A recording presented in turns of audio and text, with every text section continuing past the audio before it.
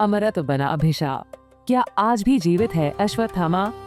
नमस्कार दोस्तों, स्वागत है आपका हमारे चैनल कुंडली टीवी पर। महाभारत का युद्ध समाप्त हुए हजारों वर्ष बीत चुके हैं, लेकिन आज भी एक योद्धा ऐसा है जो न मृत्यु को प्राप्त हुआ और न ही मोक्ष को।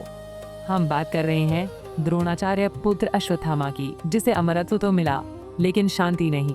कुरुक्षेत्र में ऐसा क्या हुआ कि आज हजारों साल बाद भी अश्वत्थामा मुक्ति के लिए भटक रहा है? आखिर भगवान श्री कृष्ण ने उससे माथे की दिव्य मणि क्यों छीनी और ऐसा कौन सा क्रूर श्राप दिया कि उसे युगों तक पीड़ा सहनी पड़ी? दोस्तों, आज की इस वीडियो में हम आपको इसी से जुड़ी कहानी के बारे में बताने वाले हैं। तो चलिए बिना किसी देरी के शुरू करते हैं। महाभारत की कथा के अनुसार गुरु द्रोणाचार्य एक अत्यंत महान योद्धा और शिक्षक थे। उन्होंने कई प्रमुख योद्धाओं को प्रशिक्षण दिया और उन्हें युद्ध में अद्भुत निपुणता हासिल थी। द्रोणाचार्य को सहजता से हराना संभव नहीं था।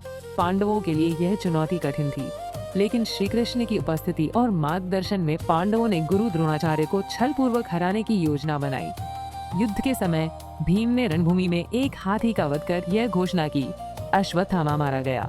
यह सुनकर गुरु द्रोणाचार्य शोक और दुख में डूब गए और घुटनों के बल धरती पर बैठ गए, क्योंकि उन्हें लगा कि उनका प्रिय पुत्र अश्वत्थामा मारा गया है।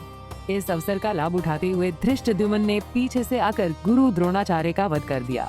जब अश्वत्थामा को इस छल और पिताजी के वध की सूचना मिली, तो उसके अंदर प्रतिशोध की अग्नि प्रज्वलित हो गई।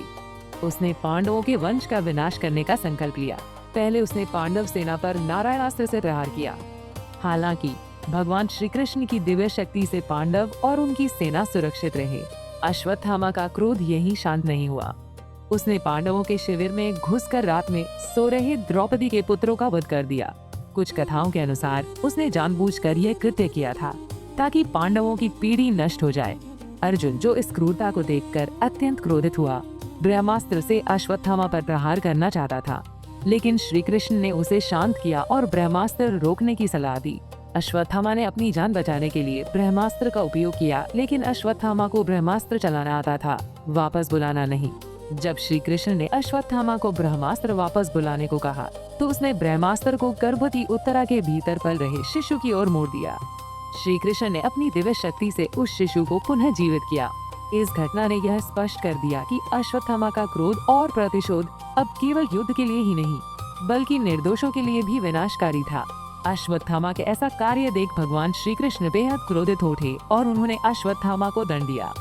उन्होंने अश्वत्थामा की दिव्य मणि को उसके माथे से निकाल दिया, जिससे उसकी शक्ति सीमित हो गई।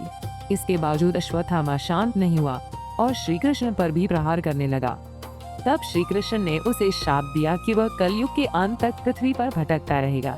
उसे हमेशा पीड़ा और घावों का अनुभव होगा।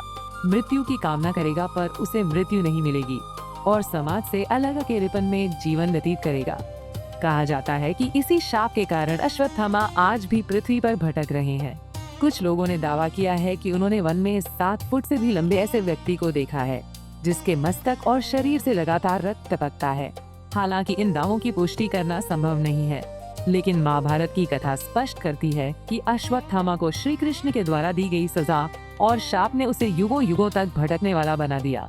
तो कैसी लगी आपको हमारी आज की ये कहानी? हमें कमेंट करके जरूर बताएं। कुंडली टीवी डेस्क से प्रांजलि की रिपोर्ट।